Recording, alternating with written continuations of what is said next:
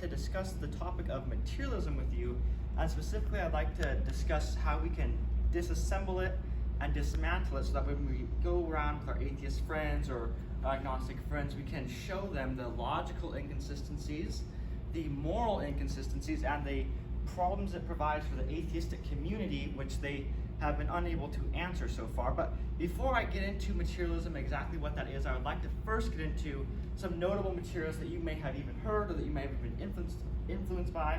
Some of those are, sorry about that, for some reason that didn't want to go, sorry. Some of those are Christopher Hitchens, Richard Dawkins, Sam Harris, Steven Pinker, Michael Sherman, Peter Singer. All these are very notable atheists, very prominent and very famous. I'm sure you've heard of some or read some of their books. If you have been in apologetics for any matter of time, you would be familiar with them. Now, I would like to define what materialism is, because it's important that we define our terms so we can understand exactly what it is we are talking about, exactly what it is we are fighting against. So materialism is defined by the American Heritage Dictionary as the theory that physical matter is the only reality, and that everything, including thought, feeling, mind, and will, can be explained in terms of matter and physical phenomena.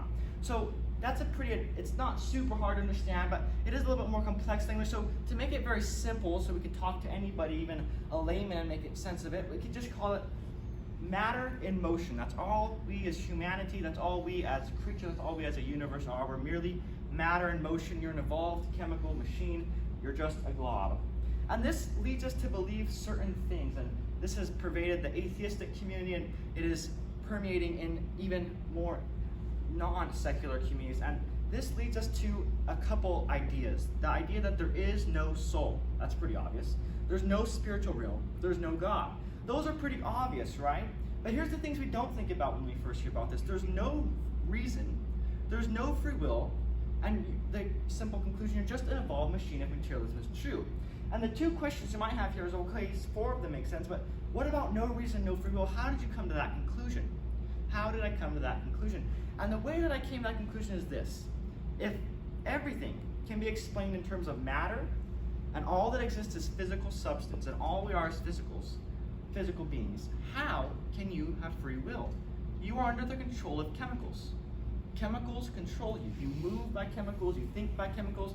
You're simply under the control and authority of a chemical impulse. It's quite, the chemicals are the tyrants. They control us. There's no free will, there's no free thought, which means there is no reason. And this is the one that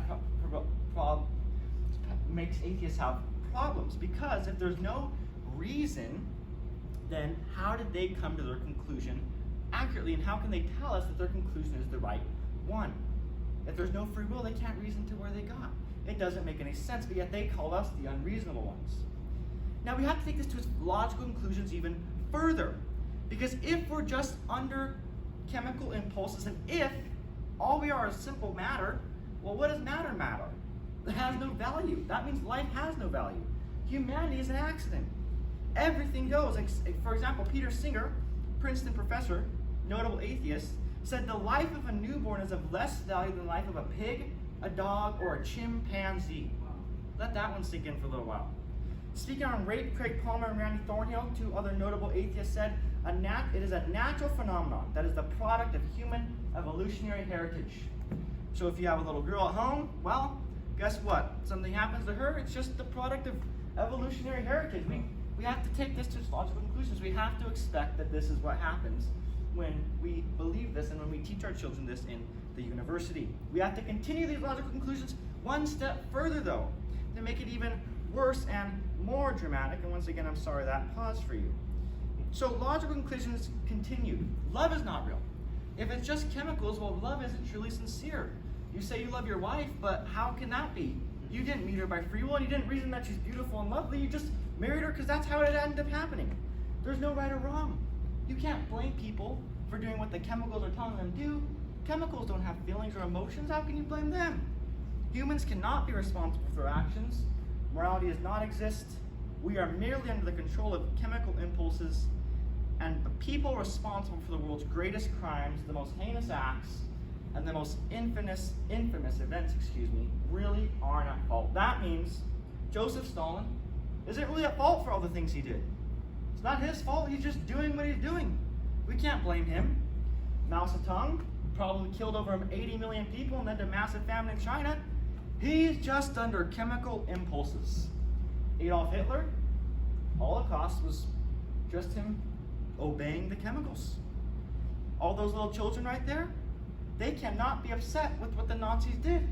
This is just human nature. This is just the result of the evolutionary process, because all we are is physical matter, and everything can be explained in terms of physical matter. And we teach our children this, and they take it to their logical conclusions, and we wonder why for 6 months our streets were on fire. There's Minneapolis this summer, past summer. There's another example. We can see this permeating our culture even now. Kids are saying, well, if this is the case, let's go live like hell. We might as well. Feels good, right?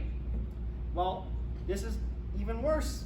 We take beautiful little children like this in the womb, perfect little children, look like a human, and this is what we do to them. Now, I understand those images are quite graphic, but I'm trying to make a point to you here. This is the consequences of ideas.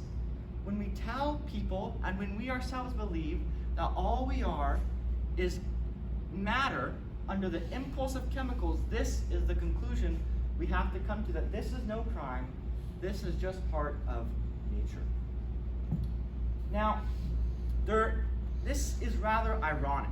Why? Because atheists' main argument against God is that he's a moral monster. How does that work?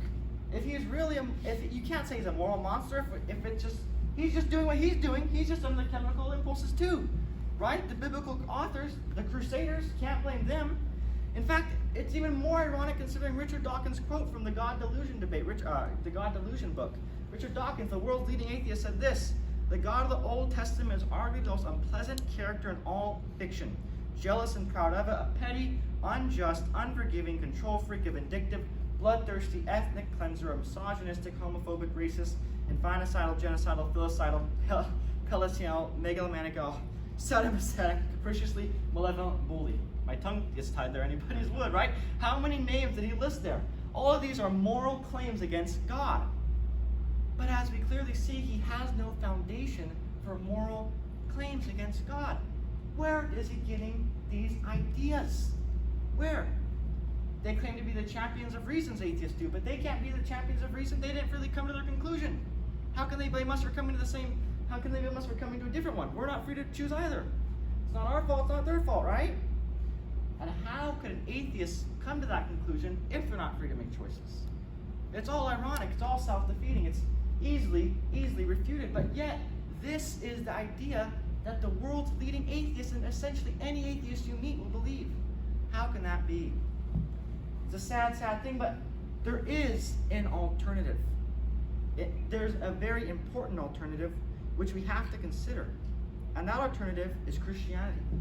And Christianity says this: there is a God.